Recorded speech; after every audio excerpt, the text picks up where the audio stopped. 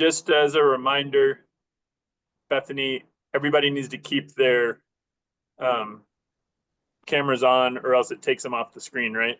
Yes. Okay.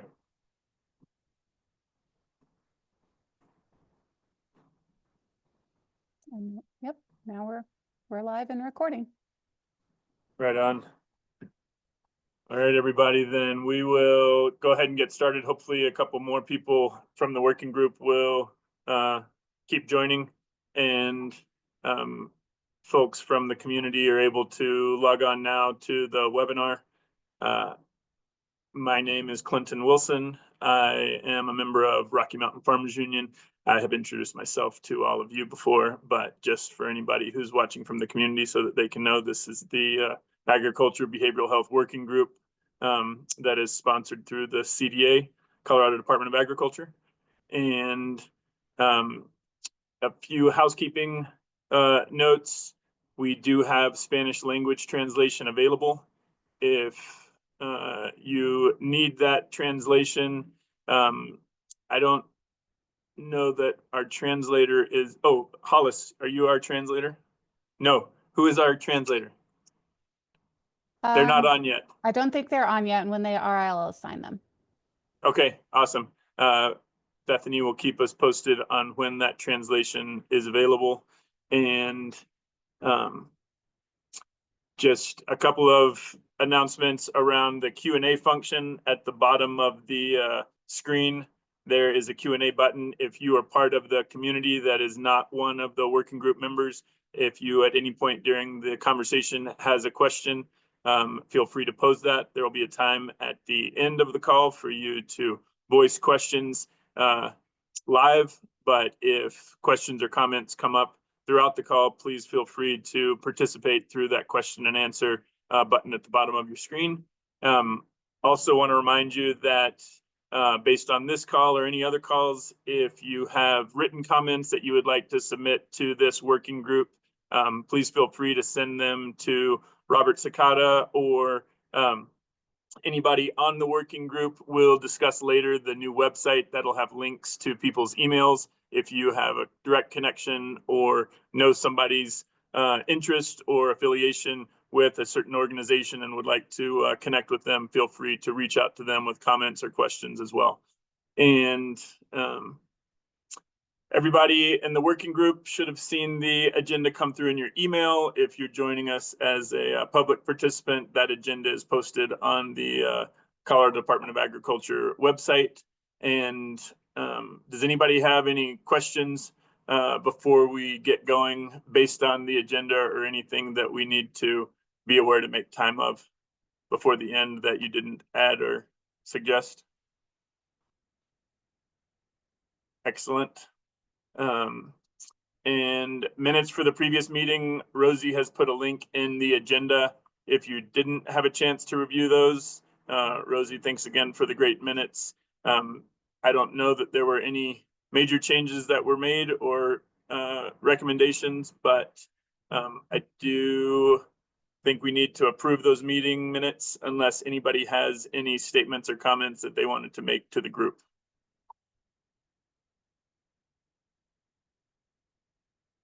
All right, then once those minutes are approved, they will be posted on the website later for reference by this group or people from the community.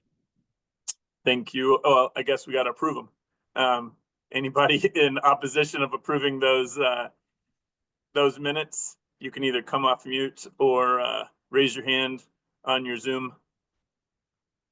Glenn, I don't object, but I will abstain as I was not present for that meeting. Thank you for keeping things clean, JC. And without any formal objections, we will go ahead and approve those minutes and move forward in the meeting. And welcome to those of you who have just joined us. We are doing some housekeeping work, particularly for the people who are joining us that are not on the working group. And just another housekeeping bit for the working group. We are opening up the meeting about usually 10 minutes early, Bethany, for anybody on the working group to log on early just to make sure that you're here and your camera and everything is working, and to make sure that there's no tech issues. So please feel free to log on early before we start the meeting if your schedule allows. I know that a lot of us have meetings right up until the meeting starts, so no worries if not. And from here, there's a couple of updates that I'm going to let Robert and Rosie share with us that have come from the work plan work group conversations. And Robert has an update from his conversations with Commissioner Greenberg around the membership of the group. So for now, I'm going to pass it over to Robert, and then he will pass it to Rosie. Thanks, Clinton. So hi, everybody. I'm Robert Sakata with the Colorado Department of Ag, the Ag Water Policy Advisor, and feel very blessed to be able to support this effort, co-hosting with Clinton. And again, really just to emphasize, for those of you just watching on the webinar mode, we really would welcome any comments or questions that you have about the group or input about other ideas that you would like to suggest that we do. So don't hesitate to reach out to us anytime, email, phone call, whatever way you want to contact us, it would be great. So on the work group membership, we have the legislative requirements, certain areas that are required by the bill that was passed last year. To meet those, to meet those legislative requirements, we're still trying to fill the tribal representative. Beyond that group and talking with Commissioner Greenberg, we thought the best approach, because is really to take your advice so be thinking about this as we're working through this coming year on your final report, if your recommendation as a group would be to expand that to cover other areas. I think that would be the most fair way to be inclusive, so that if we identify an area that we feel like we need better representation of, then we can publicly make that available, an announcement, and get applications just like you guys all applied for your positions. Then we could open it up to everybody. So I think, but welcome your input and advice on that, but I think that's the way that we'll move forward for right now for work group membership. Anybody have any questions on that? Does that make sense, everybody? Perfect. Let's see. And then as part of the legislation, the Department of Ag is required to provide a contract with an organization representing agriculture to provide a summit for behavioral health organizations. So that RFP I'm releasing today, the link was in the agenda. So that'll be opened up as of today. That RFP is open. So we're putting it out to ag organizations, any ag organization that's interested in organizing that summit. And again, talking with Commissioner Greenberg, if ag organizations would like to work together to put this on as well, I think we would be fine with that. I think it's an effort that we're all on board with. So we don't want to exclude anybody in this effort. So if there's any questions on the RFP, don't hesitate to reach out to me. I think we'll be opened up until, let me see here, be opened up till March 21st, or right toward the end of March, I thought. Sorry, too many documents open. Yeah, so the link is in the agenda. You can take a look at it for all the information. Yeah, so the RFP will be open till Friday, March 21st. Any questions for that? No, but I will say to everybody on the group, please share that out to any organizations that you're a part of or that you're connected with, so that we can have a good representation. That was the first time I'd heard about the collaborative approach, Robert. I really like that. I think it'd be great if 2 or 3 organizations partnered together. And just to clarify, in that there is funds set aside by the legislation that helps support that event, right, Robert? There is the maximum amount allotted for this that the department can support it at is $7,400. Okay. Good question. Thanks. Yeah, Calandra. Robert, can I ask real quick, what are your strategies for sharing out that RFP? Just to kind of know generally what you're thinking and how we can plug in. Great. So the main strategy was going to be to reach out to the Colorado Ag Council. Colorado Ag Council is a group, informal group of all the most of the ag organizations within the state. So they cover Farm Bureau, Rocky Mountain Farmers Union, Colorado Cattlemen's Association, sugar beet growers. So it's a wide range of individuals. So that was going to be my main way of outreach, but would welcome other ideas.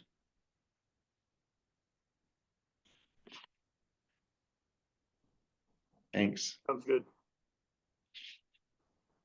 All right, if no other questions on that, then I guess I'll pass it on to Rosie. Awesome. Thank you, Robert. Hi, everyone. My name is Rosie Scavran. I am the program assistant in our Drought and Climate Resilience office here at CDA. So I am helping this work group with admin support, taking notes. And my current project is I am working on a website and a flyer, like a one-pager that could be printed or online. The idea being this working group is kind of new. We want to make sure we have a quick and easy way to pass along information about the great work that's being done here and to extend the opportunity to people to get in touch with our working group members. So I'm going to, Bethany, could you make me either a co-host or change the sharing setting so I can share? But what I will do also is direct you all to our current CDA website, which I'll put the link in the chat for, because we do have resources already online for the CDA website, but we want to improve upon that. And currently we have kind of two separate pages. One is titled Rural Mental Health, and send that to everyone. And then the second page is about the work group. And my idea is to bring both of these pages together into one home so that people can toggle from different tabs of the same web page instead of having these two separate pages. And I can share now. Awesome. Thank you, Bethany. So we can start with the flyer. All right. Can you all see this? Okay, awesome. So basically I've created a mock-up that's just in Google Slides, but it should resemble what I can create on the website. And basically this flyer is pretty brief, discussing the founding legislation, so folks understand where this working group even came from, the ability for members of the public to register for our meetings, both in a link that if they're viewing it online, they could click, and then also a QR code. So if this is a printed version, folks would also be able to scan the QR code and register for meetings. And then also just a call for people to get in touch. We want to hear feedback from the community. We want this working group to be representative of what community needs and interests are. And that kind of brings us to the next thing to share, which would be the website. So I'm going to link to what I hope to be our new homepage. It's here. So basically, imagine all the Google Slides headers are gone and you're looking at what would be our website. So I want to have just an agricultural behavioral health page. And then as you can see on the side here, these are 3 different tabs that people would be able to toggle between. Currently, the way we have it, we have a lot of information stacked on one page. So trying to minimize that. So I think what we would love feedback on, and we've kind of already been discussing with our work plan development group, is what resources we want front and center on this page. First and foremost, we want this to be useful to people that might be experiencing crisis or know people who are. So as a resource, who do we want front and center? So I have 2 different hotlines up at the top. And then moving on, we have information that is currently on our website already about the legacy film and the fact that if people want to show this to their own communities, they could do so. And then we have interactive field, which is on our website right now, so you can explore that. And we would love you to explore that so you can see what resources are already existing on our website. But basically, this is a table that is live, so you can scroll through and get information about different resources. You can filter by what you're interested in. But we want to make sure that is thorough and has all the resources that we should have. And I moved this additional resources information to the bottom, mostly because as someone who is not an expert in this field like all of you, I'm not sure what the most relevant ones are. And a few folks pointed out it is a bit duplicative with this interactive table. So I think if we could ensure that we have everything in this interactive table, we might be able to actually do away with these additional resources. But I don't want to get rid of anything before we actually have a conversation about what resources we want to make So sure. Rosie, Yeah. would you be able to make that a little bit bigger? It's Yes, small on my screen, so I can't see what resources are actually on there. certainly. So just so you can see the table a little bit better, here's the table. And again, if you go to our website right now, you can filter through those right now. And then Okay. here is this additional resources.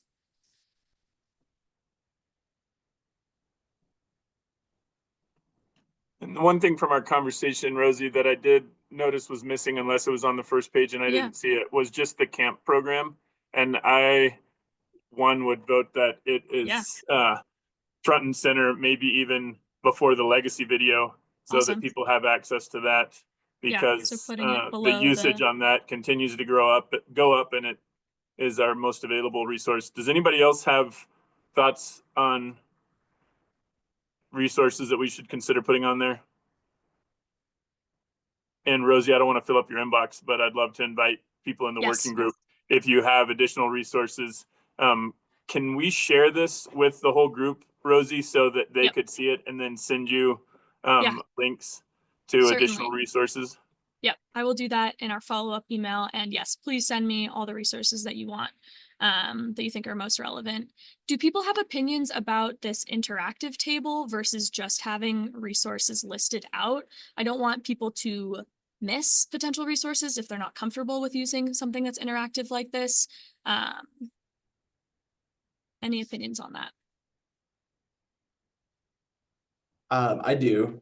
I think it's extremely helpful to have that. I know there's a little, depending on, well, I guess my other question would be too, Rosie. Yeah. Do you know the accessibility on that from a cell phone? If somebody's, is it pretty similar to, I'm on That my is a PC right now. very good question, and I have not done it from mobile, so that's a good thing to test. Yeah, okay. I'll add that to my list of things to test especially before we do away with something like this list that might be much more user-friendly on a cell phone. I do like how the resources are more or less broken out by type of resource and help give a little bit of guidance towards their main focus. I think that's helpful.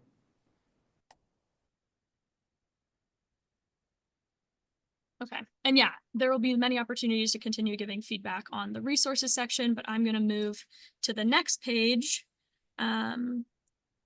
So people will be able to toggle to it by clicking, oh, what they want to learn more about is the behavioral health working group. So they'll click on this tab and it'll send them to this page, which I'll have the standard information about the work group, how it was founded, how people can join meetings. And then I really want to give folks the opportunity to learn more about you all and figure out if they want to get in touch with someone who has the expertise or maybe is from your geographic area. So I'm going to have everyone that's comfortable having their information online. Your name is already online for the work group, so I hope you're comfortable with that. But you don't need to share a bio and a photo if you're not comfortable. So these will all be drop downs. I just have a sample of one. Sorry, Tim, picked on you. So when people click this arrow, they'll be able to see a headshot, a bio, and then there'll be a hyperlink that they can send an email. So if you haven't already, please confirm with me what public-facing email you're comfortable having on the website. Again, if you don't feel comfortable, that's all right too. But this will be something that will be on our website for people to contact. So if there's one email that's better, then let me know. And yeah, I'll have drop downs for everyone, and it'll be a pretty simple page, but hopefully a lot of great information. Any comments on this format? Rosie, we did have a comment or a question in the Yeah. Q&A section from Sarah Cole, just making sure that we understand that it's important to clearly distinguish crisis care and outpatient care and community resources. So just wanted to alert Yeah. the working group to that. So maybe that's a filter for the table. Would that be helpful?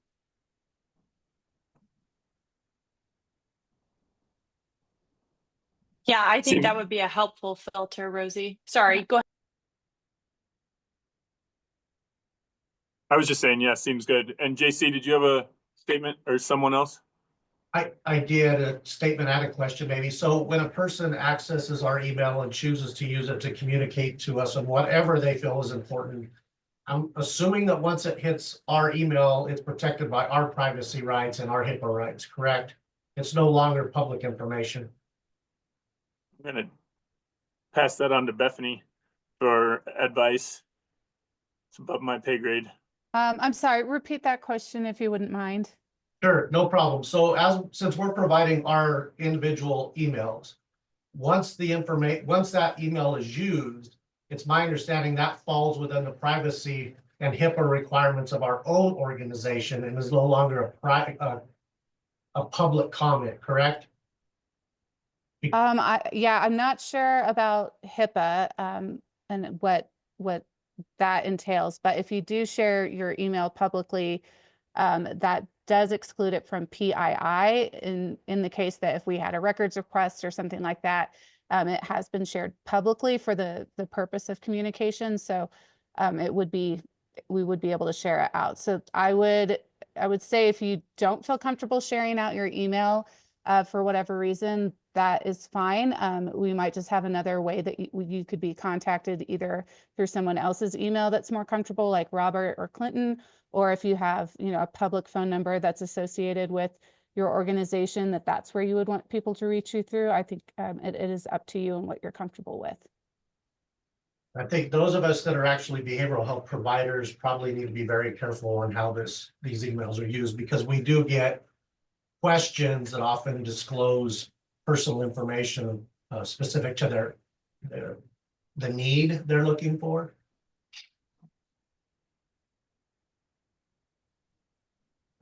Yes, JC, I agree. And is there further clarification, if I'm hearing your question correctly, around the privacy of that email? Once it hits your inbox, what I'm hearing you say is then it's for you to determine in the relationship with the person that emailed with you how that gets shared. Yes, and open records issues, right? That's the issue, how we manage that. In the event that there is a request for those emails.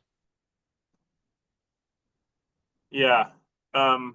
I don't know, Bethany or Robert, do you, either one of you know who we might want to consult to confirm around the open records, or is that what you were addressing, Bethany? If we've shared it publicly, that then it is open to open records if it's clicked on from this link. Yes, and in fact, it doesn't even have to be, if it's shared to CDA for the purpose of communication, then it would be subject to CORA. It wouldn't even have to be posted on the website. But that is a question that we can get some clarification from our Attorney General's office, because this is around with behavioral health and HIPAA and all of the things that you mentioned that I am not an expert in by any belief. So I would, want to refer this over to our Attorney General's office. So Robert, if you and I want to follow up with them, we can do that after this meeting. So it would, thank you. It'd be HIPAA and 42 CFR Part 2, which protects substance use disorder related clients or information.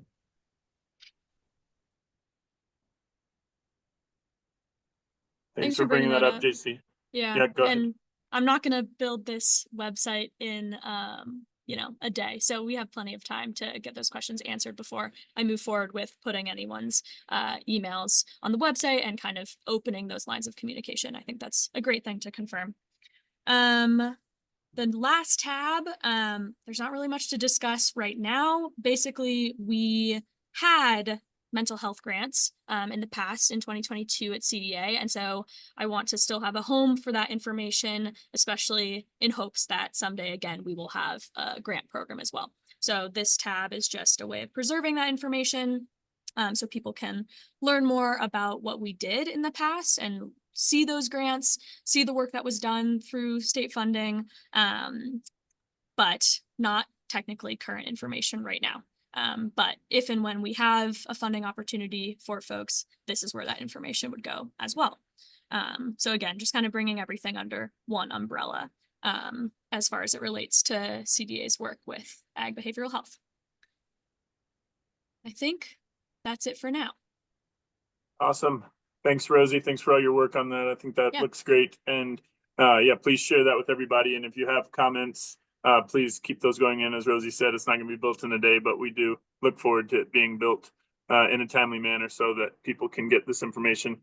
And so a couple of statements. One is the second half of this meeting is going to be much more interactive. One of the pieces of feedback that we discussed at our working group was we wanted folks on the call to be interacting more and being able to share and talk through issues that are going on. And so the second half we'll be doing that. Before we do that, JC is going to share about some of the projects and organizations he's working on. But JC, before you share, I'm curious if you had any recommendation to finish off the statement that you made around those emails. And if not right now, if maybe you could offer those, because I want to be sure that that's heard. That seems like a important conversation that we find resolution to. Yeah, thanks. I don't have additional comment. It's something I need to really think through because we do want this, in my opinion, we do want this to be a resource where people can reach out, right? And they want to reach out to us, but we also want them to feel that that information is protected. However we define that through the AG's interpretation. It may mean that we just provide an alternative email address versus our personal one. One that goes more to a general mailbox for general questions, but I look forward to some guidance on that because it's not unusual for me to receive emails with specific, what I'd almost consider PHI information so that I can get them connected to the right person or right organization. Yeah, absolutely. Okay, and before you get going, I do want to acknowledge Marvin, who just joined the call as well, who will be joining us on this this call today. Marvin, I don't know if you are able to come off video, if you want to introduce yourself quickly, since this is your first meeting to join us as a participant. Sure. My name is Marvin Pinicus. I'm Vice Chairman of the Southern Ute Indian Tribe. Also, I'm a Timothy grass hay farmer, have about 80 acres at Southwest Colorado. I'm in the Colorado Hay Directory, so I'm in there as well too. But from a tribal perspective, we're looking to revitalize agriculture on our reservation here in Southwest Colorado. And that's going to be with forage as well as animals, livestock. We're looking to even open a meat processing facility in the future, if possible. We're going through a feasibility study pretty soon for that. And then it's a matter of getting our youth and any current tribal members interested in learning how to get back around the animals, saddle, bridle horses, all that stuff, interact with livestock and understand the process. We feel like we've had a gap and an absence from that so for some point now. But our efforts also are about building and knocking down walls within the community to be able to participate more here in Southwest Colorado and La Plata County, so that way we can kind of help our neighbors as well too, whether that's water and irrigation or just access to land and the ability to learn from farmers and to be able to provide and give back to the community as well too. So my first time here, I think, so definitely anxious in terms of what topics are presented and however we can help and whatever we can learn from you guys. Thank you. Right on, Marvin. Thanks for joining. And yeah, the hope for this group is to be able to support all farmers, ranchers, agriculture workers across the state. And so we appreciate having your voice and your perspective here on this call.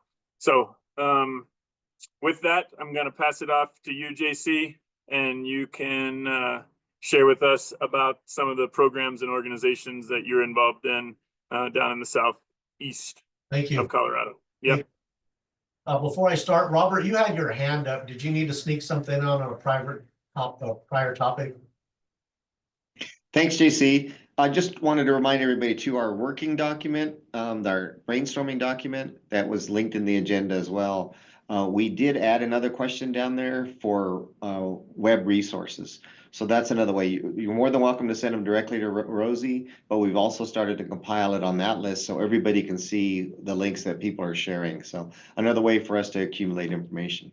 Thanks, JC. Oh, you're welcome. Sometimes it's easier for the person not talking to watch the other panels. All right, let me see if I can successfully share my screen again.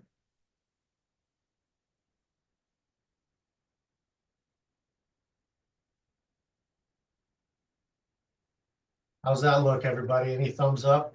That looks great, All right. JC. Thank you. So those of you who may not know me, my name is Joseph Creek. I go by JC. I'm the Vice President of Valleywide Health Systems. We are a community mental health center and a federally qualified health center. So we are a safety net provider for both physical health, dental, and behavioral health. We serve 14 counties, Southeast Colorado, South Central Colorado. So to give you a visual, it's Buena Vista all the way to New Mexico, and from Del Norte, basically all the way to the Kansas state line, about 20,000 square miles. But what I want to talk to you today about is the Coffee Break Project. It is a community-driven model. And as we walk through this, think of it as a place, a product, and programs. It's all of those things, and I'll explain that as we go along. The one thing that's important, I think, to understand is that when you talk about mental health, we're still addressing stigma, and we will for a long time. But it is getting better post-COVID. But what we have found is we have what we call our investors, and they don't invest money. They invest their logo and their commitment to well-being of the people that they serve. So when we talk about it's a product, these organizations often sell products, and they encounter people that may be in distress at any given day.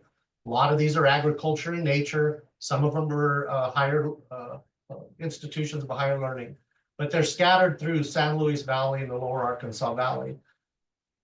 Almost all of these organizations also have somebody that has been COMET trained, so they have a heightened awareness when they encounter people that may be displaying some form of distress. So we don't ask for money.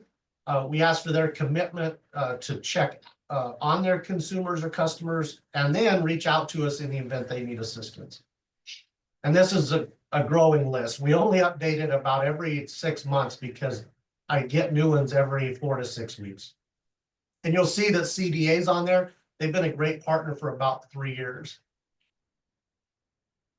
The first thing that we do is we build advisory groups.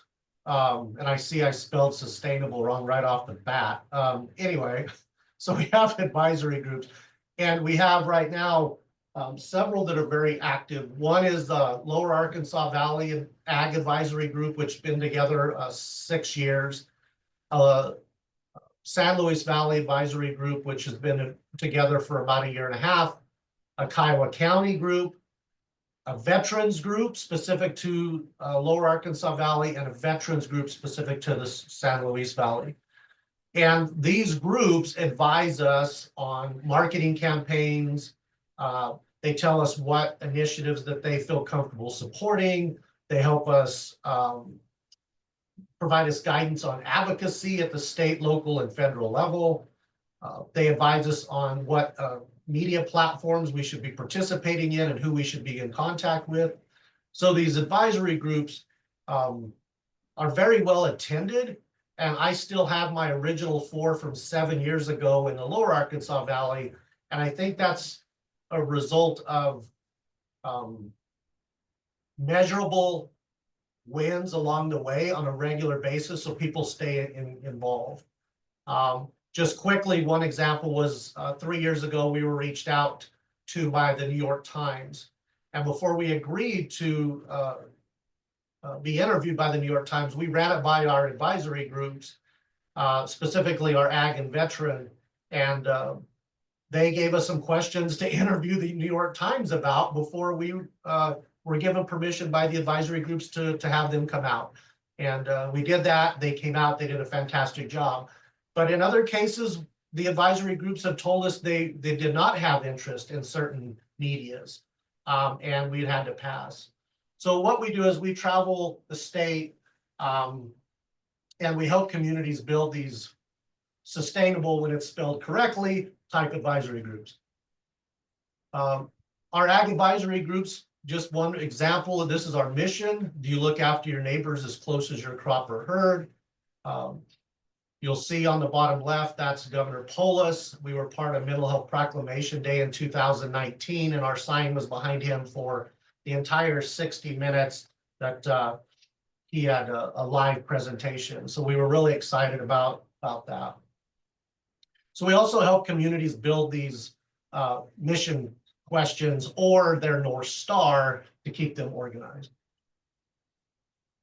The second thing that we do through the Coffee Break Project is Comet. So our group, the Ag Advisory Group in the Lower Arkansas Valley, was the first to actually train in Comet at La Junta Livestock Commission, which is a livestock sale barn in La Junta, and fell in love with the product, the program, and we've since trained, I think, about between 400 and 500 people across the US in Comet.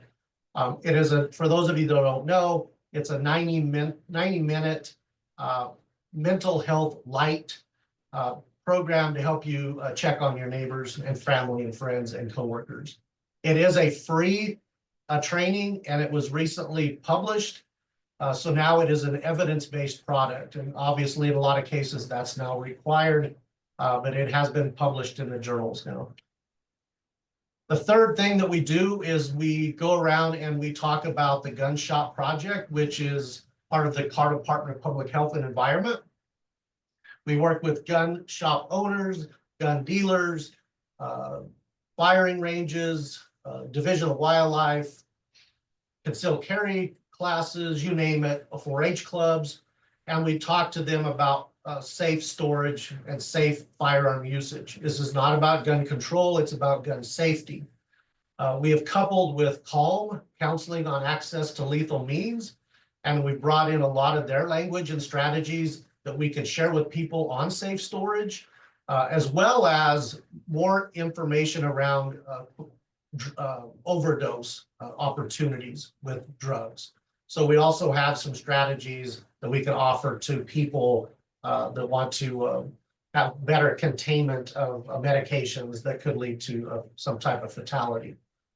We believe it's important to have conversations about guns when we talk about Comet, because as you see in the bottom left, 56% of the successful suicides in Colorado are completed by firearm. That is a pretty similar statistic to the Midwest when it comes to firearm fatalities. We also know that if you are single, never married, between 25 and 54 and veteran, that you have a higher probability of lethality. So we do a lot of work around gun safety and counseling on access to lethal means. Another initiative we have is a person that's in managing their mental health right now that went through services with us. And this person hosts every month a group in Rocky Ford called Soil Health and Mental Health Growing Together. And it's where we all get together and talk about soil health principles, but we also talk about those things that cause us stress. We don't use terms like depression, anxiety, anger. We use terms like raising diesel prices, the increase in fertilizer prices, the domestic and international trade markets, tariffs, like all of those things that affect us as producers, we talk about, and that's how we start to share our stress, share our anxiety, but we don't use clinical terms. This group's been together about 2 years, and we have representation of across about 60 miles of Southeast Colorado that shows up to meet. And it's like a book club. We do organized readings. It's a really good time. Initiative number 5 is supporting our seasonal farm workers. We have 2 mobile vehicles that we take out to warehouses, distribution centers, and farms, and we do free public health screenings. That's everything from possibly physical health needs, physical therapy needs, behavioral health, substance use, dental, safety needs. So we screen and then we refer to programs in the event that person needs a stronger intervention. And again, these are all free. And then the final thing is we do a lot of local, state, federal advocacy, and you'll see the state capitol, the US Capitol, and then that's actually Bent County in Los Animas. It's a beautiful building. I like to kind of show it off here in Los Animas, but we also do a lot of advocacy. And what I will say is with these 6 initiatives, all of them are vetted through the advisory groups. This isn't something that we as a behavioral health or FQHC organization come forward with and say, we want to do this. We bring these initiatives forward and they say, do they make sense for you and your community? Which ones do you want to adopt? Which ones do you want to add or retract? And then that's how we build the work we do. So it's a product, it's a program, and it's a place. And when I say place, I literally mean right here on the right on Highway 50 and Main Street in Rocky Ford, Colorado. We have a location open every day, Monday through Friday, where people come in, get free coffee, free donuts, and talk about those things that are important to them. We have also found that it's built its own community where they now help each other get to doctor's appointments. They help each other find employment. They help each other with tasks at home. I'll end with a story. We had a gentleman that was broken into who was 90 years old that attends on a regular basis. They broke into his garage, stole his tools, but also stole his garage door opener. And he was really worried about his future security because of that. And other members that were attending coffees explained to him that you could go to Walmart, buy a new garage door opener, reprogram it, and then that would add that level of physical and personal security. And while he was interested, the technology scared him. So they took him to Walmart.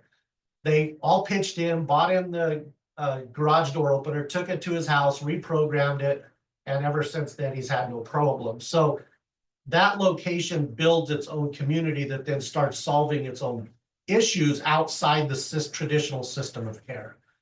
So I'll end with that, Clinton. I think I'm still under my 15 minutes.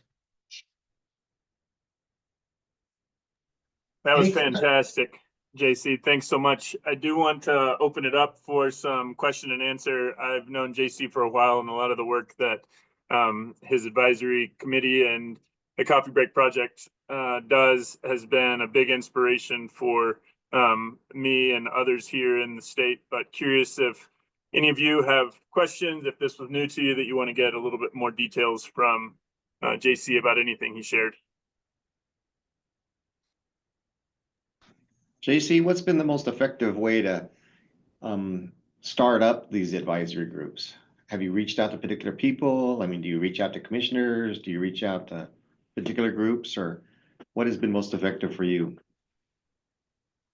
For me locally, it's been the people coming to me with questions and concerns, and then me asking them what they think the solution is and how we can work together and get them invested in the process, because they're on the grounds more so than I. When other communities reach out, it's usually a champion, somebody that's really interested in their community. A lot of the times it's public health, CSU Extension, and they bring us in and we ask them to reach out to 5 or 6 people that are very active in their organization or in their community and then just start a kind of a grassroots conversation.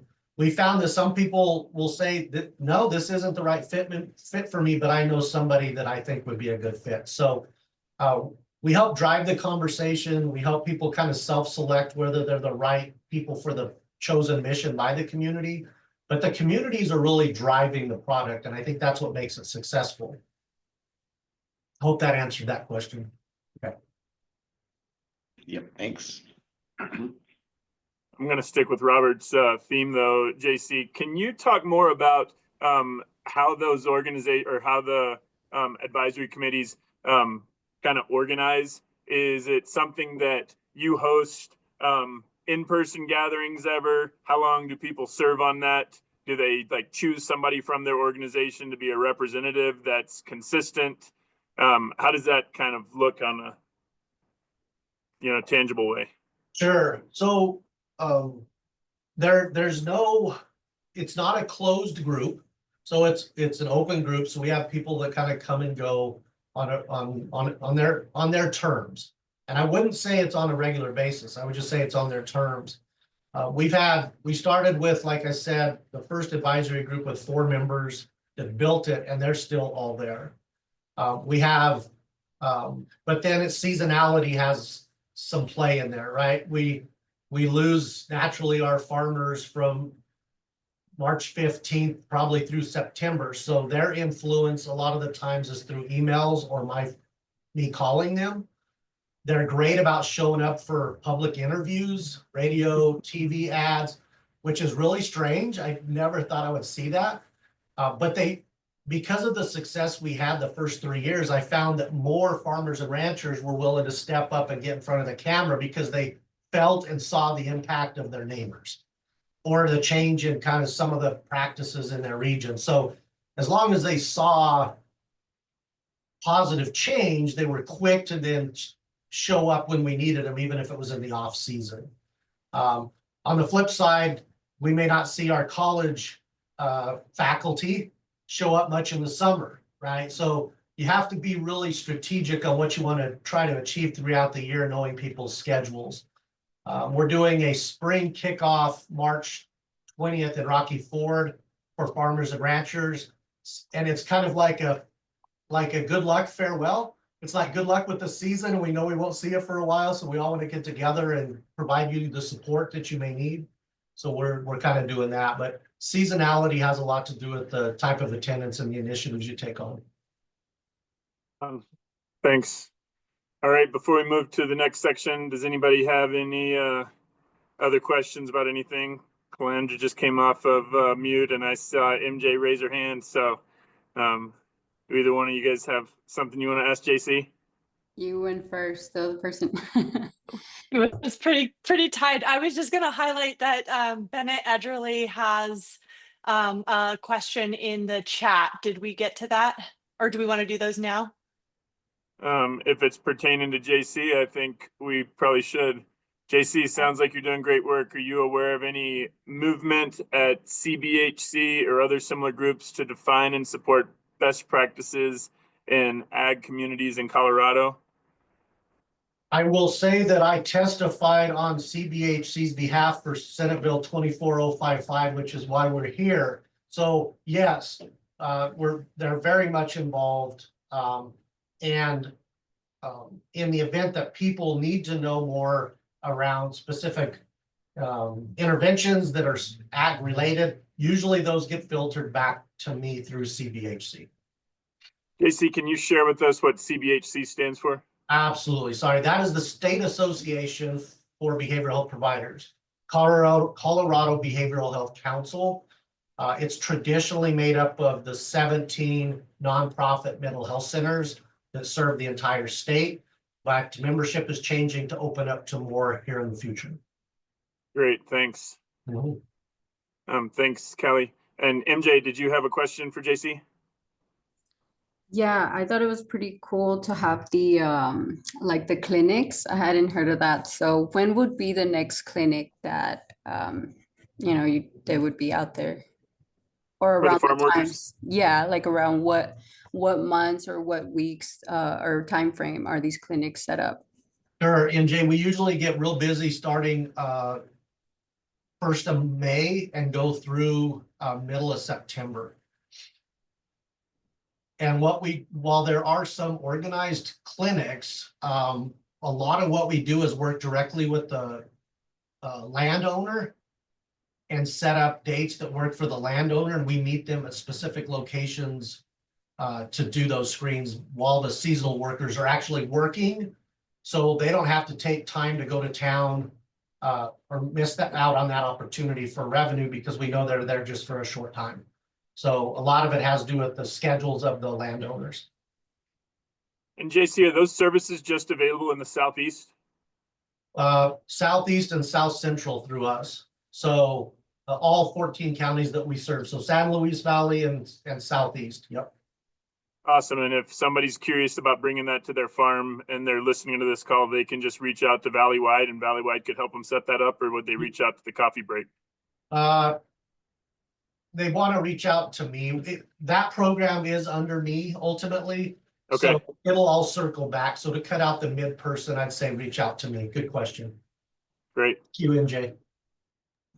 Also, MJ, just so you know, the Department of Ag has an Agricultural Workers Services Program. I just put the link in the chat.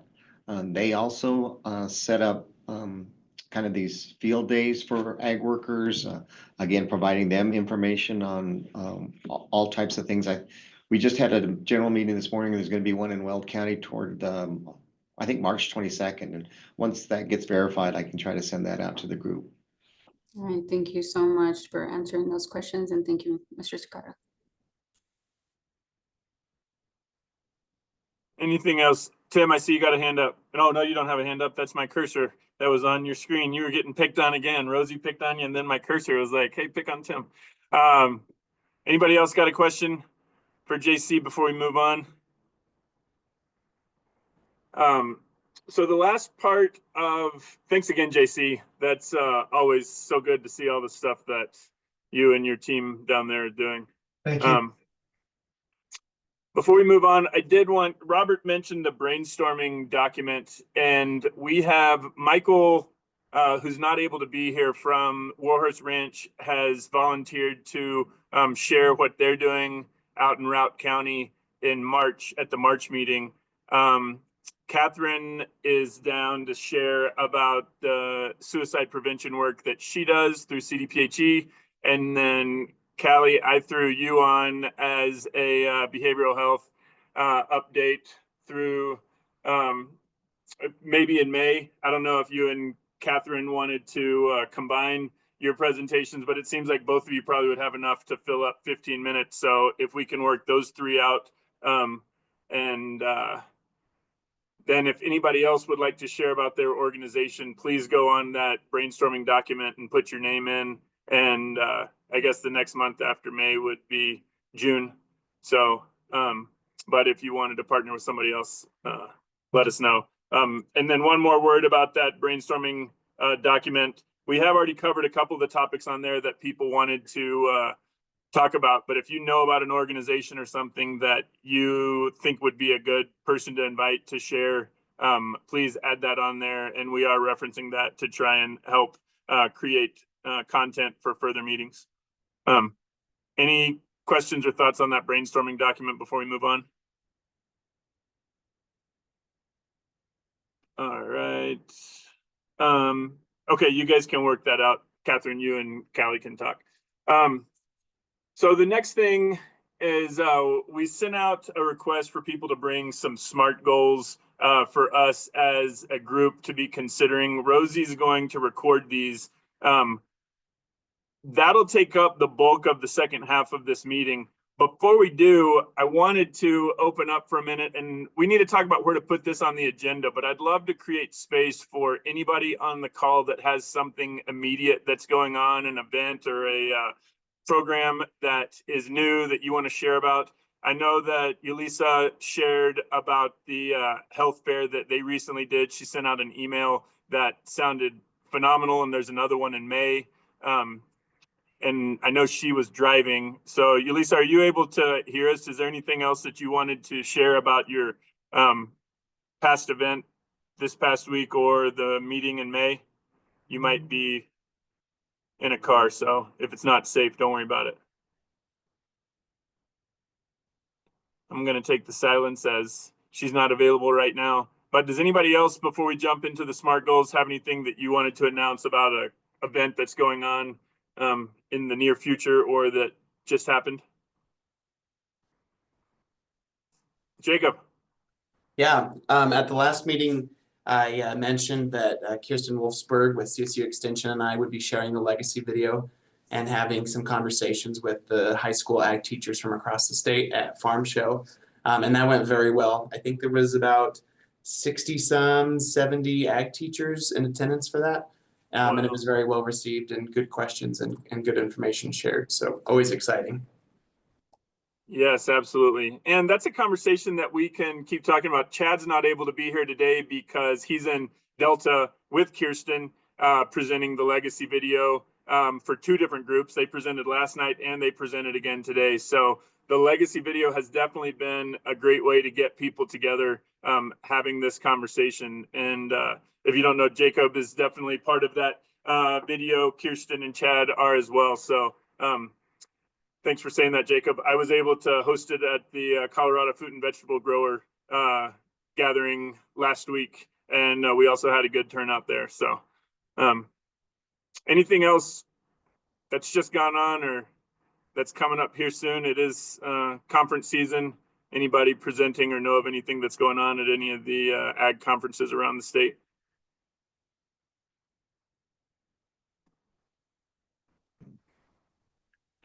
Just say that it's great, Clinton, that the outreach that's going on. I mean, just so you guys know, the where Chad and Kristen are at today is actually a master irrigators program. So the whole program is not focused on behavioral health. It's focused on people wanting to improve their irrigation systems. And to me, it's so cool that we're getting this outreach in other ways, in other content, because I think we'll reach a lot more people that way. So pretty cool. Absolutely.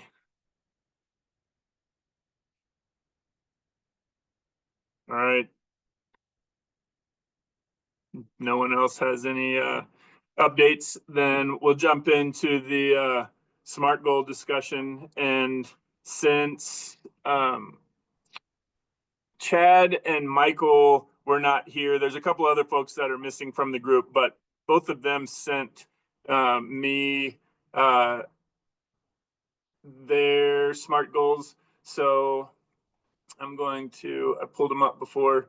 I'm just going to read them to kick us off. And the idea today is not so much to talk back and forth about what the goals are that we want for this whole group to be. We will continue to whittle these down and try and focus in on the main priorities. But this is just for everybody to kind of share what feels most important to you. And as we can consolidate and bring these together, I can't remember who was it at the work plan group that recommended the SMART goal.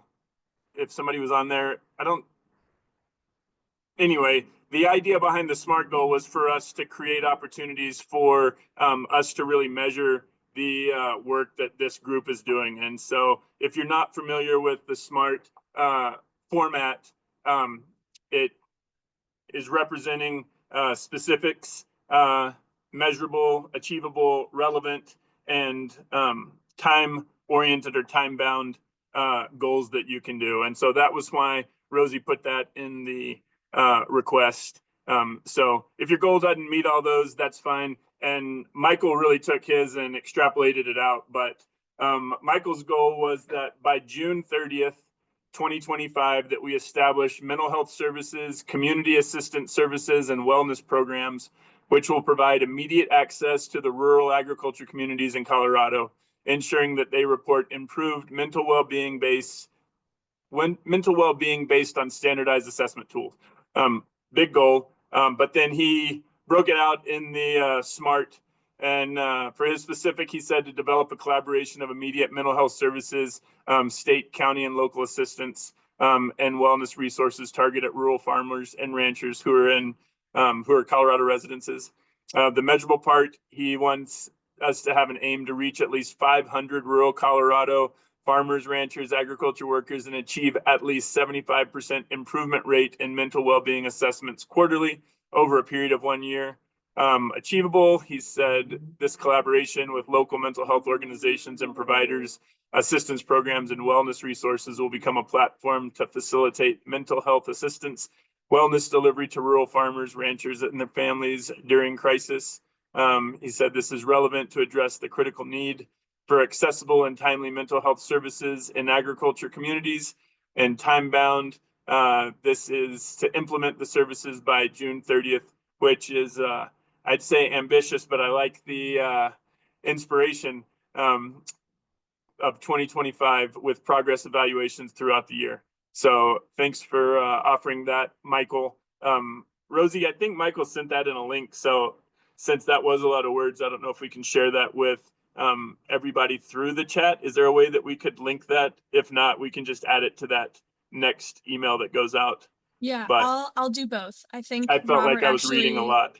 Yeah. Yeah, Robert saved it as a PDF, I think, in our folder, Okay, so I'll perfect. send that. Excellent. And then Chad said that he would like to identify best practices for behavioral health care in agriculture communities.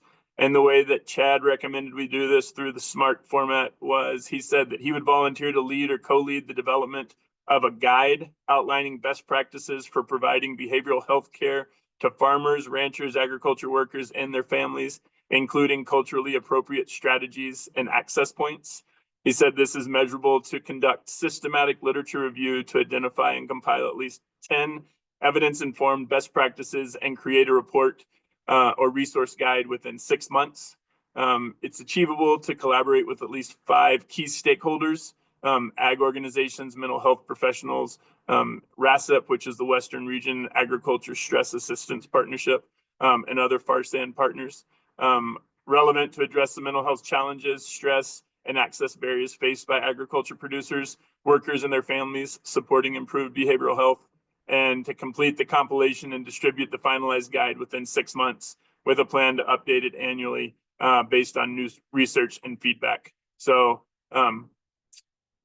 I will say that Chad has been in that world very closely for the past couple of years, and a lot of that has been based on the work that he's done. So appreciate them sending that. Your SMART goals don't have to be quite as thorough since we're going to be discussing them in person, but we do have about 25-ish minutes to discuss. So I'd love to open it up. If people don't feel excited about coming off mute and sharing, we can choose to go in some type of a popcorn style.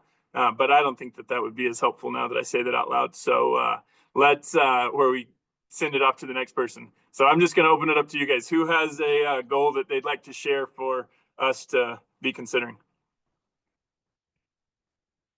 Jacob. I'll be brave. Go. My first goal is actually going to be a little easier because Rosie has been knocking this out of the park. But it was, and it's not as eloquent as what the other two have said, but creating a web page to house all relevant mental health resources in one place by December of 2025. And I think we're well on the way towards that. But my thinking was there's so many great programs across the state and nationally, but accessing them all in one place can be difficult. And so, but the work that Rosie is already doing is fantastic. So. And then you wanted 2, right? That was a suggestion. If you could bring 2. Okay, well, I'll bring the other one. Increase awareness of available programs and the CDA website by engaging key community stakeholders such as educators, health professionals, elected officials, and other community leaders. And I didn't get a date in there, but. I like it. And yeah, we are well on our way with that first one with the website, and that's been something that we've been aware of, and the CDA has invited us to jump on first. So I'm glad you mentioned that, Jacob.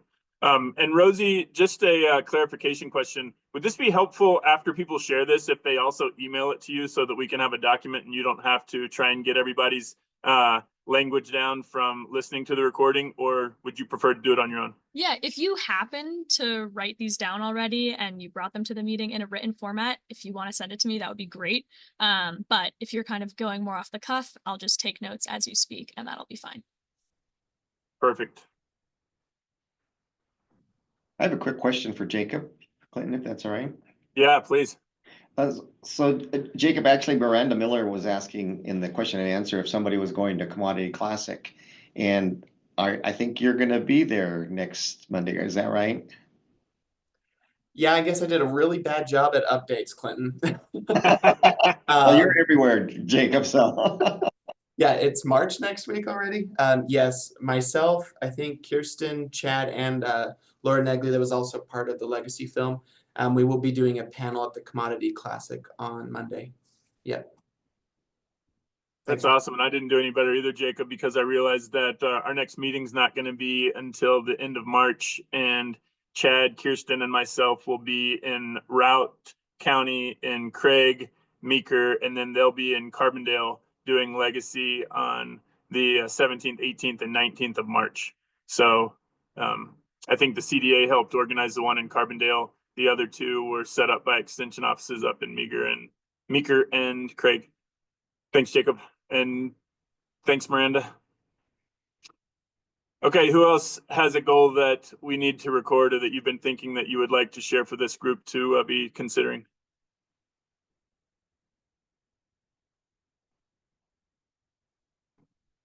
I know there's more brave souls.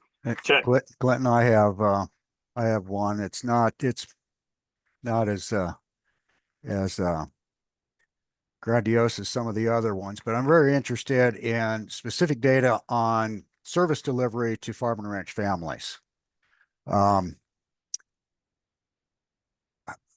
available is statewide for high-speed internet? What percentage of farm and ranch family homes have access to high-speed internet for telehealth delivery? Number two, how are farm and ranch families insured? How many of them have insurance? And what's the behavioral health benefit on that insurance?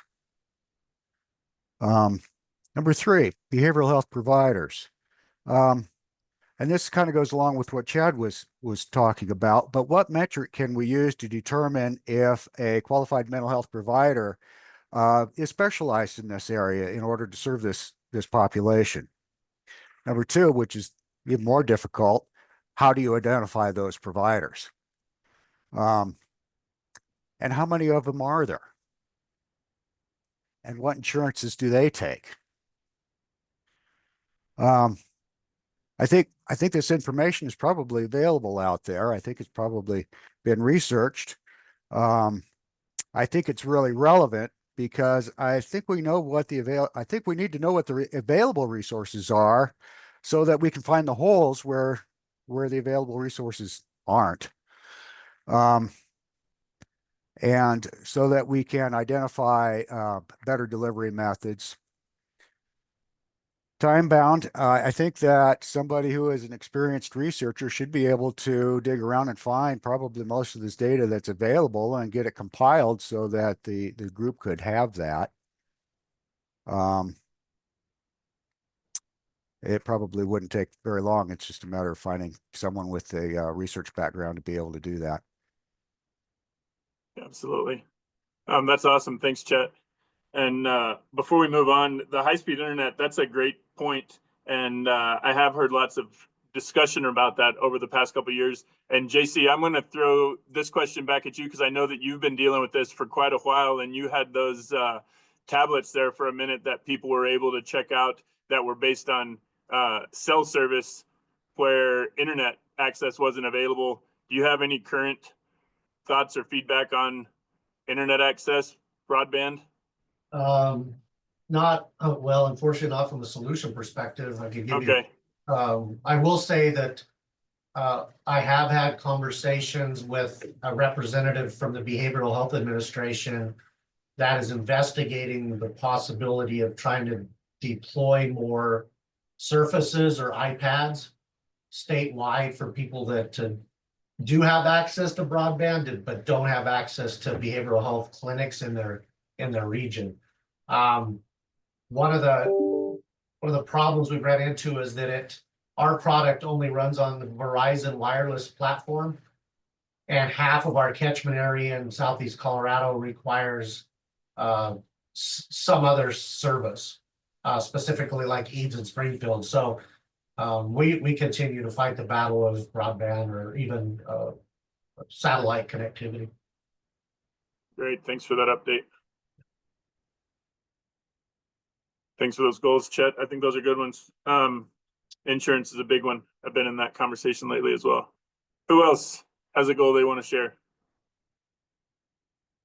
So mine's not nearly as what I would consider flashy. These are fantastic because these are on the ground interventions, especially resource guide and stuff. But I think we need to somehow measure our fidelity to the legislation that brought us together. And so that's the one that's probably, least of people's mind, but we have very clear deliverables under Senate Bill 24055. And a lot of the interventions we're talking about today would meet the fidelity and meet those deliverables. But we also need to have that as a SMART goal. Like, how are we achieving the intent of the legislation? So we don't jeopardize that. Absolutely. Thanks.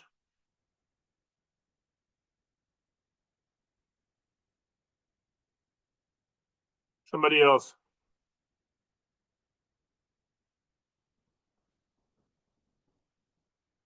Clinton, I had mentioned this in the other work group meeting, but just that in the legislation, there is a requirement to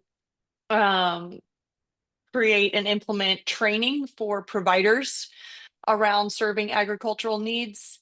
And so that's something that it's the BHA's responsibility, but would love to partner and make sure that this group is involved in that, especially because I know that Chad Resnicek is already doing really incredible work around that. So absolutely. And yeah, I think that pairs well with Chad's goal that he had. And it seems like he's pretty inspired and motivated. So I think he'd be a good partner to bring into that conversation. Yeah, sounds good.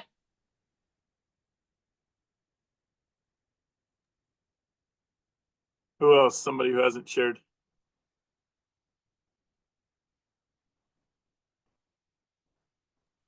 Did we add the programs and also the training for providers, cultural validation, the do's and the don'ts when working with agricultural workers, something like that? And it's the same as cultural competency, but I decide to use cultural validation and also the programs in Spanish for workers. Absolutely. I think that's a great goal. And I was on a call earlier. JC talked about the COMET program, and they have done a lot of work to make COMET available in Spanish as well. And they're currently looking for more folks that can be trained to offer it in Spanish. But it is a great program for agriculture workers and others working in agriculture. So thanks for saying that. And the cultural validation piece to go along with what Callie was saying and what Chad was saying, I think feels really important. I know that CAMP has historically, the Colorado Agriculture Addiction Mental Health Program has historically had Spanish counselors, but I know that we can always use more and make sure that the ones that they have are able to connect well with the farm workers that they're working with. So thanks for adding that, Yulisa. You're welcome. Also, I am available to provide the cultural validation training for providers. That's what I do for a living. So just excellent. Just heads up. Yes.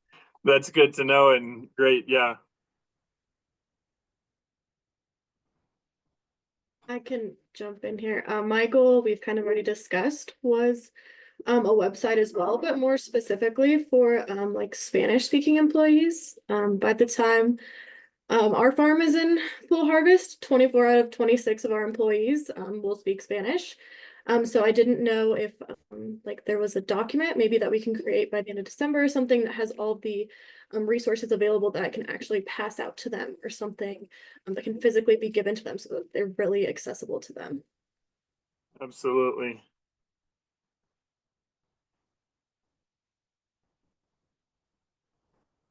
And this seems like a good conversation, Isabella, to have with the folks that Robert mentioned at the onset of the call that the CDA has for ag workers. I think he put a link in there to their website, but Ruben and Ricardo are both available throughout the state. They work with Aldo to make sure that ag workers do have access to these resources that you guys are talking about. So thanks for saying that. And want to make sure that all the work that Rosie's doing also has that Spanish translation access. I'm loving all of these ideas. I think they're really amazing. I think Jacob said something really important at the very beginning about making sure that we're promoting these resources. And so I think the development of a communications plan and a really robust list of organizations who are the ones that will be going out into the community and making sure that our producers have the access and know that these resources are available. We should put a communications plan in that list as well. Absolutely. And I know that Rosie is collecting all this and we'll be able to share it out, but I'm seeing as you guys are sharing a lot more committees that are being formed as you talk about these opportunities to collaborate and do this work together. And Callie, I think that you might have nominated yourself for all of them because you keep adding things. No, Clinton, I'm in the meeting. Who's not here? That's the person that chairs all of these committees, the person who's not here. Yes, I am sure that Chad is listening and will promptly reply. Okay, thanks, Callie. Who else? We've got about 6 or 8 more minutes, and I'm seeing a couple people are throwing things into the chat. I need to open up my chat and see.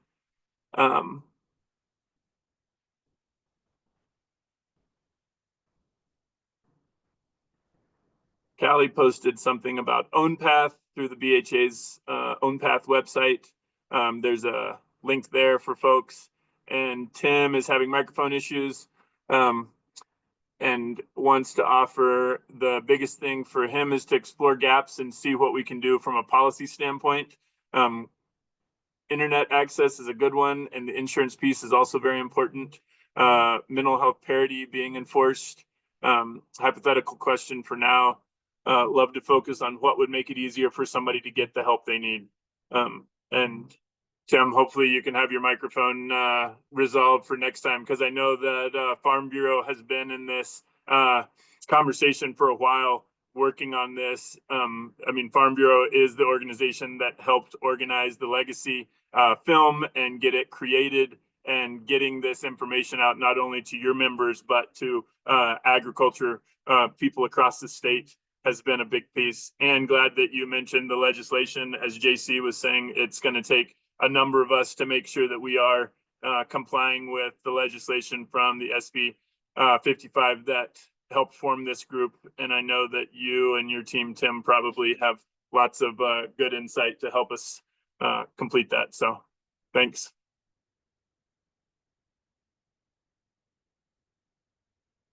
All right. Anybody else have a SMART goal that hasn't shared it?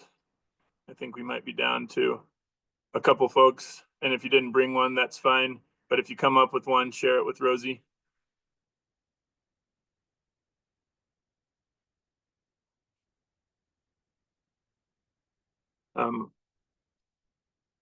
I did create one as well.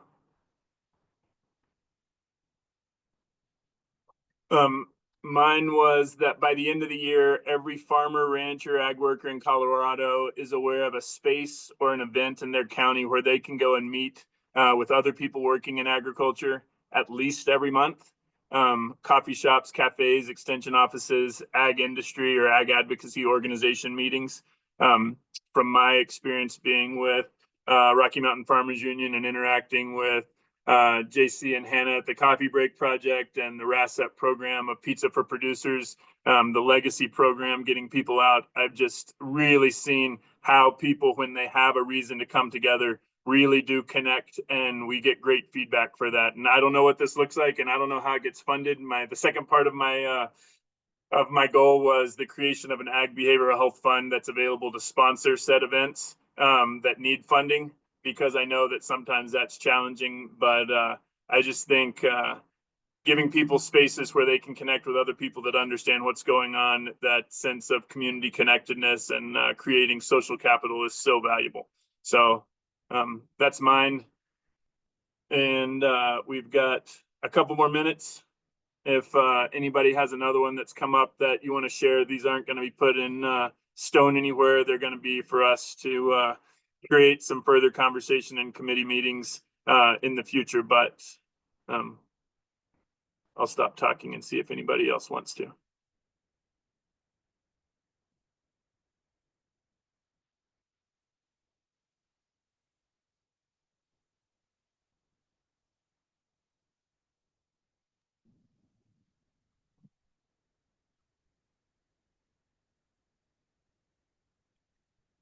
Not that what we've said hasn't been quite a bit. Somebody else, did you come off of mute? Yeah. Yeah, Robert. So I know you intentionally skipped me on the agenda, so thanks a lot. But I did put in the link to our work plan development document. I put that in the chat.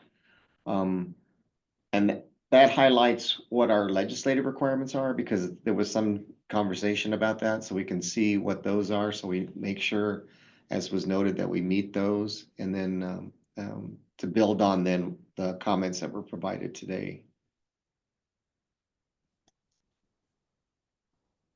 Absolutely. Thanks, Robert. And the legislative requirements, I think, is something we need to continue, as has been said here, to review. And yeah, I don't know. You were at the very top of the next page. I don't know how I missed you. I apologize. Subconscious.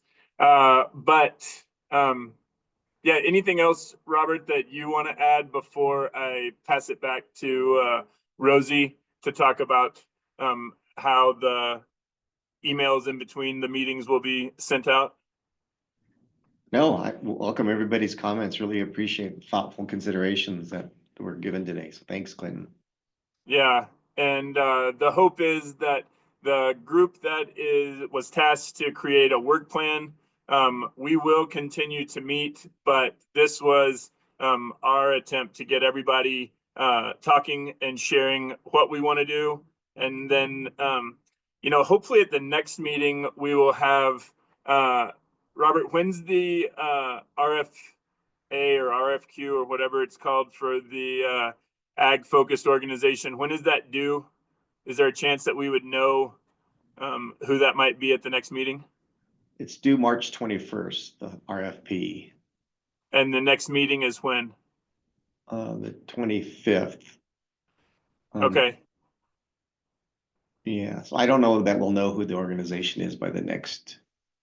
Is the CDA responsible for choosing which organization, or this? Okay, so you all will choose which organization, and then from there we can come up with a date to work with them to get everybody together. We also at the last working group or work plan meeting discussed the idea of an in-person gathering or even a hybrid meeting. My opinion was that if it's hybrid and only some of the people can be there and others can't, to me, I don't know who really would want to make the drive to get to a centralized place if half the people are going to be virtual. But do people have thoughts about the value or the idea of us getting together in person? I know that I love the opportunity if it became available. I support. I love gatherings. Yes. And MJ, are you in the Denver area? I'm in Rocky Ford. Oh, you're down in JC's neck of the woods. Excellent. Yeah, I'd love a road trip down there. Yeah, I'm new to it, so I'm following along with what JC has presented, and hopefully I'm able to kind of, grasp it this year coming along. It's all new to me, but happy to be here. I would say, well, I know it's not in everybody's budget and they have time restraints. Because we are new for the most part to each other, it would be nice to meet once. I think that advances conversation and trust among the group and enriches conversation, but I know it's not probable for everybody, but I would vote to try to do it once if we can. Tracy, question for you, because we talked about this in the work group planning efforts, is that the seasonality. So if we had it in the middle of summer when all the farmers are too busy, is that a good time for all of you to get away and meet, or is that a bad time? Can we go to where the farmers are at, and when they take their break, can we eat with them? That's what I did one time. I eat with them in the floor. They have better lunch than me because it was original Mexican food, and I brought, I'm too acculturated, mis amigos, so I brought American food, and they were looking at me like, hello, and I'm like, no, I don't have time to cook, guys, because I am out there hustling, working really hard like you guys, but in a different way. But I sit down with them and eat and hear what they do and their challenges and all of that. So can we do something like that? I think that sounds like a reasonable field trip. When we get together, we can try and set up and see if there's a farm that would be close by that would let us join them. I know that there could be some logistics in getting that involved, but Yulissa, if you wanted to spearhead that wherever we end up landing, I think that sounds fun. Callie, is that your hand or just two fingers saying peace? I am raising my hand. I'll do the nose sometimes. I'm just wondering, I don't know necessarily the financial situation of everybody on this group. I realize I work for BHA, so they will pay for my travel. Just want to be really cognizant of all of the folks on this work group, make sure it's very equitable, however we decide to do this. And Robert, you can speak to this, but I'm pretty sure that there's funds that are set aside for people who don't have access if we did do an in-person meeting. Is that correct? Yeah, I'll have to check to see how much budget there is. I'm not too sure. Okay, but that's a great point, Callie. Love Robert, in do we have- person. Yeah, go ahead, Yulissa. And Robert, do we have some money on the side for Chipotle for all of us?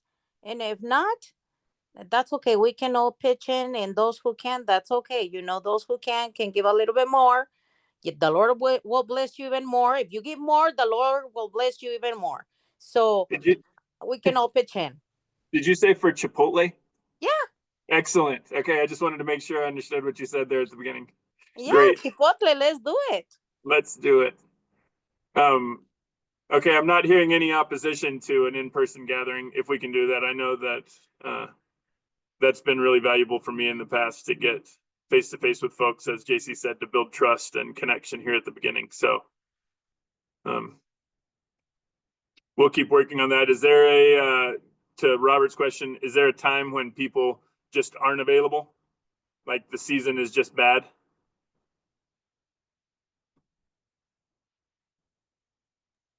Please don't choose September, guys, as I am organizing a World Health Conference in Dubai. So in September, I will be in Dubai. I'm sorry for you guys, but I will be in Dubai. Excellent. We will try not to choose September. Yes, because I want to go. Can we just organize our trip in Dubai? Maybe we should all just go to meet Julissa. Right. That's yes. right. Yes, come over. Let's do it. Love that. We need a new piece of legislation to be presented to take the Ag Behavioral Health Working Group to Dubai. Robert, Tim, can you get your team on that? Robert could sell that tractor in the background and pay for all of us to get to Dubai. Absolutely. I like the idea of Pueblo. It's very kind of in the middle. So Pueblo's got my vote. Vote taken. Pueblo is accessible, probably more for most of you than me and Chad or Julie, but yes. Denver's over 3 hours, so Springs is over 2 hours, but Pueblo's that 1 hour sweet spot. We can do that.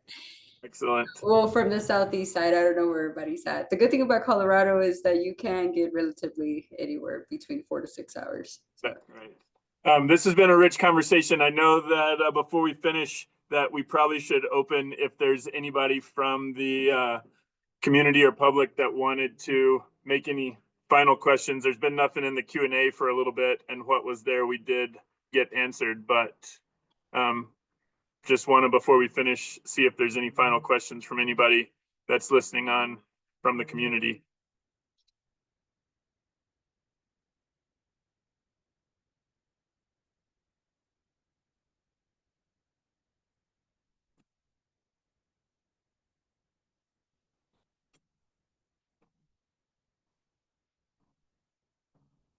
I'm not seeing anything. I am seeing that Jacob just threw in that if it's down in Pueblo, that he can probably secure a space at CSU Pueblo, which would be great. And I think you guys have a Chipotle down in Pueblo, don't you? You're on. Yes, yep, we do, but it was announced we will have a Qdoba on campus by April.